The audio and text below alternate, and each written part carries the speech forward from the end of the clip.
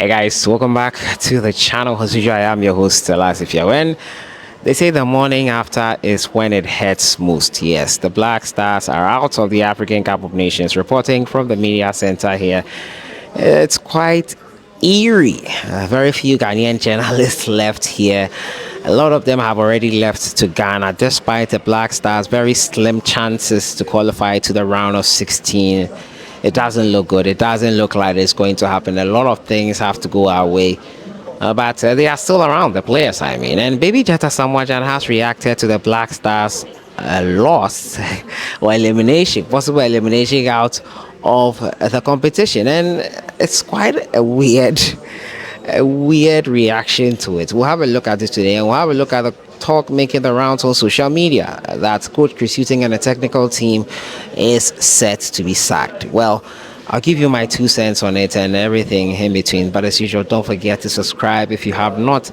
Click on that notification bell to get more updates. We jump right into it, and first talk about the sacking news making the rounds for Coach Chris Hughton and the technical team. Yesterday, at the post-match press conference, Chris Hughton did not resign. Yes, many thought he would resign. Many thought after taking the blame and saying that he is the back, obviously, and to the manager, and he is responsible for this catastrophe where players cannot hold on for 6 minutes to hold on to a 2-goal lead.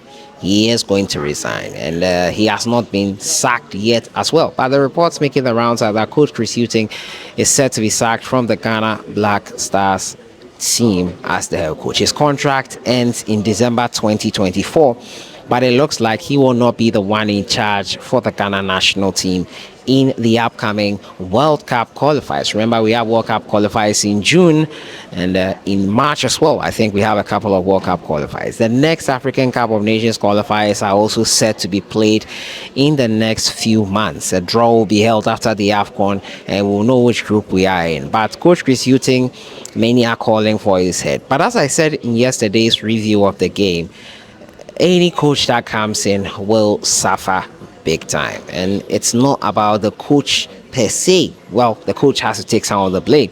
It's about the system we fostered in the Ghana national team. We fostered a system where there are sects in the national team. Some players like to pass more to others than they prefer to do to others, or those who are better placed in position. Because yesterday, why was Jordan Ayew all of a sudden crossing into the box when his brother Andre came in? Someone pointed it out to me, and I had to go back to watch, and it was something I picked up on. Why was that the case? Kudus Mohammed and his fellow teammates have issues, and it's shown clearly in the Ghana game yesterday. It was unfortunate, but it is something that is systemic. When Asamoah Gyan was in the Ghana Black Stars team, they formed sects. When Coach Kwesi Appiah decided to hand over the captaincy to Andre Ayew in 2019, that destabilized the team, it became a huge problem. It formed a division in the team, which I think till now has not been resolved. We have a problem in the team where players who are called into the national team, or players have to be begged to play for Ghana. And I have to say that has to stop, because it does not give us players who are passionate about the national team. Alexander Juku, one of the few people who came into the national team, was naturalized, came in willingly, and he's living by his words. He's committed, he's hard, he's stoic, but it cannot be said for other players in the team. It is something that is a problem. There are sects in the team.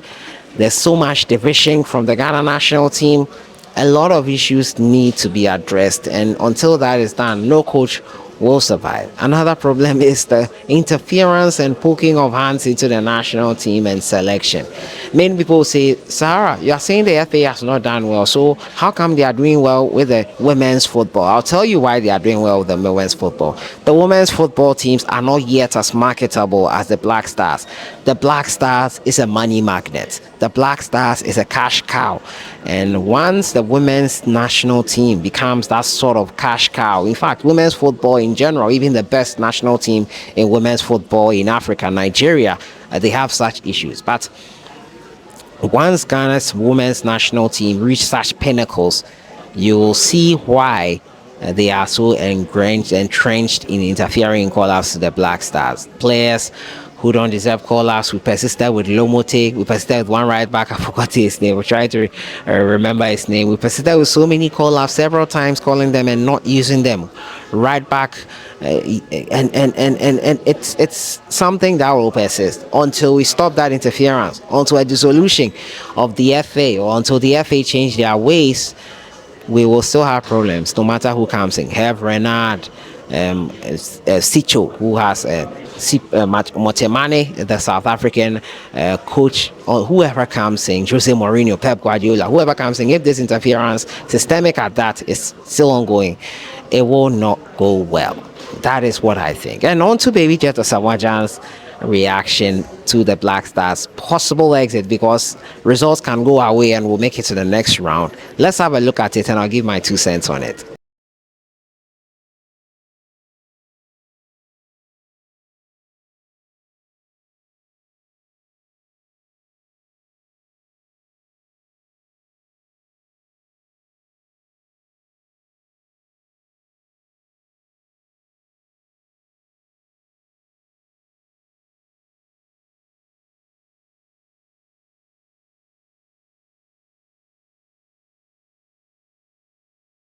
Yeah, so you saw Baby Jet Asamoah Gyan'S reaction video there. Essentially, someone was holding a rock from hitting his town. His town people threw pebbles at him, and he decided to leave it and let the rock hit them. Is Baby Jet Asamoah Gyan'S suggesting that because we removed him harshly from the national team in 2019, that is why we are quote unquote cursed in a way? He could have a point, but I would be backing him if he had or has always been saying this. This is the first time I'm seeing him post something like this pertaining to how he was. Well, he didn't exclusively say it, but that is what suggests. What again do you want me to interpret from this? And at the end, you saw the lesson from it, and learn to appreciate those who help you or those who are protecting you. Yeah. What other interpretation could there be from Baby Jet Asamoah Gyan? Asamoah Gyan is a great player, was a great player for the Ghana national team. He paid his dues. Unfortunately, the manner in which Kwesi Appiah decided to handle the captaincy issue was not the best. But Baby Jet is saying that because we did not appreciate him, because we did not give him a right farewell, that is why we are suffering. Is that what Baby Jet is suggesting? After calling Kudu's class in the tournament, calling for Ashimaru's inclusion and his inclusion providing us some quality and praising them, is he saying that despite him backing all those decisions or looking and endorsing all those decisions that of personnel, he's saying we are still cursed, and because of that he still holds a grudge against the national team? Yeah, he could be right in holding a grudge, but if it is something he has consistently been saying, I wouldn't have an issue with it. But if Ghana go through, will Baby Jet now still stand by what he has posted? So many questions I have for Baby Jet Asamoah Gyan. I don't know.